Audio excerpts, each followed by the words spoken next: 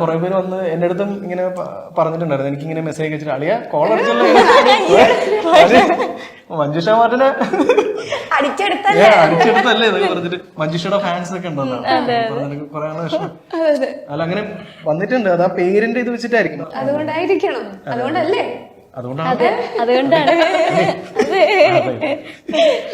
ഇപ്പൊ ഞാൻ എപ്പോഴും ചിന്തിക്കുന്ന സംഭവം എന്താണെന്നറിയോ, നിങ്ങൾ സീരിയല് ചെയ്യുന്നു, ഷോർട്ട് ഫിലിം ചെയ്യുന്നു, പിന്നെ അതിന്റെ ഇടയിൽ കൂടെ നിങ്ങൾ വ്ളോഗ് ചെയ്യുന്നു, റീല് ചെയ്യുന്നു. നിങ്ങൾക്ക് ഇതൊക്കെ എങ്ങനെ ചെയ്യാൻ കഴിയുന്നു? റീല് ചെയ്യാറുണ്ട്, വ്ളോഗ് ചെയ്യുന്നില്ലേ? ഞാൻ മഞ്ജു ചേച്ചിയുടെ അടുത്ത് നമ്മളൊക്കെ ചേച്ചിയാണോ? അയ്യോ അല്ല, ഇച്ചിരി ബഹുമാനമുള്ള രീതിയിലൊക്കെ സംസാരിക്കണം. ഇടയ്ക്കൊന്ന് ചേച്ചിന്നൊക്കെ വിളിച്ച് ബഹുമാനം കൊണ്ടാ ഞാൻ കണ്ടിട്ട് ശരിക്കും മൂത്തതാണോ എന്നുള്ളത്. 1.5 വയസ്സിന് വ്യത്യാസം, അത്രേ ഉള്ളൂ. 1.5 വയസ്സിന് വ്യത്യാസം. നിർത്തി, ഞാൻ ഈ വയസ്സ് ചോദിക്കുന്നില്ല. ശരിക്കും നിങ്ങൾക്ക് എങ്ങനെയാ ഇത്രയും ടൈം കിട്ടുന്നത്?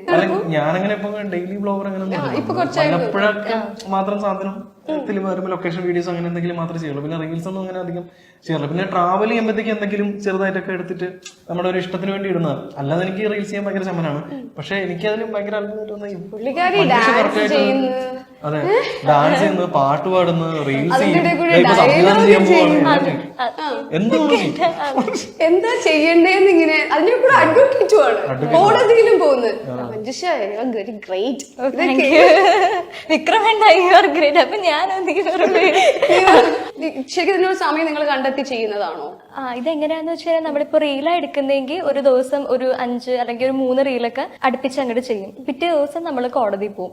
അത് കഴിഞ്ഞ് പിന്നെ സീരിയലിൽ വരുമ്പോൾ നമുക്ക് 2 ദിവസം മുമ്പേ വിളി വരുമല്ലോ. അപ്പൊ ആ ദിവസം കണക്കാക്കി നമ്മൾ റീൽസ് ഒന്നില്ലെങ്കിൽ എടുക്കാൻ പറ്റിയില്ലെങ്കിൽ ഞങ്ങളുടെ അവിടെ റിസോർട്ട് താമസിക്കുന്ന സ്ഥലത്തിന്റെ മേളിൽ പോയി അങ്ങനെ എന്തായാലും എല്ലായിടത്തും ഒരു അപ്ഡേഷൻ കൊടുക്കും. കാര്യം ഈ സോഷ്യൽ മീഡിയയിൽ നിൽക്കുന്നവർക്ക് അറിയാം, നമ്മളൊന്ന് അതിൽ നിന്ന് മാറിക്കഴിഞ്ഞു കഴിഞ്ഞാൽ പിന്നെ നമ്മുടെ അക്കൗണ്ട് ഡെഡ് ആവാൻ തുടങ്ങും. പിന്നെ അത് റീആക്ടിവേറ്റ് ചെയ്തെടുക്കണമെങ്കിൽ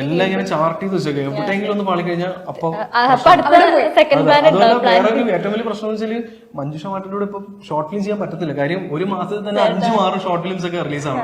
ഒരു ദിവസം തന്നെ ഒരു 2-3 ഷോർട്ട് ഫിലിം ഒക്കെ. അപ്പൊ നമ്മള് ഇന്ന് റിലീസ് ചെയ്യാൻ പറ്റും. ഇന്ന് മഞ്ജുഷ മാർട്ടിന് വേറൊരു വർക്ക് ഉണ്ട്. ഇത് സ്വയം പറ്റില്ല. നമ്മുടെ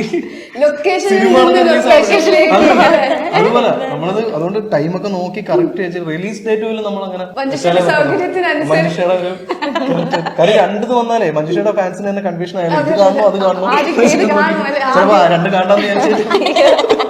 ശരിക്കും ലൊക്കേഷനിൽ ഇങ്ങനെയൊക്കെയാണോ? അല്ല പറഞ്ഞു കൊടുക്കണ്ട, സൈലന്റ് ആയാണ്. ഇങ്ങനെയാണ് ലൊക്കേഷനിൽ സംസാരിക്കില്ല.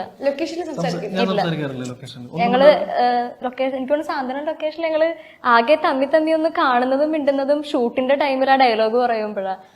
അങ്ങനെയല്ലേ നമ്മളല്ലാതെ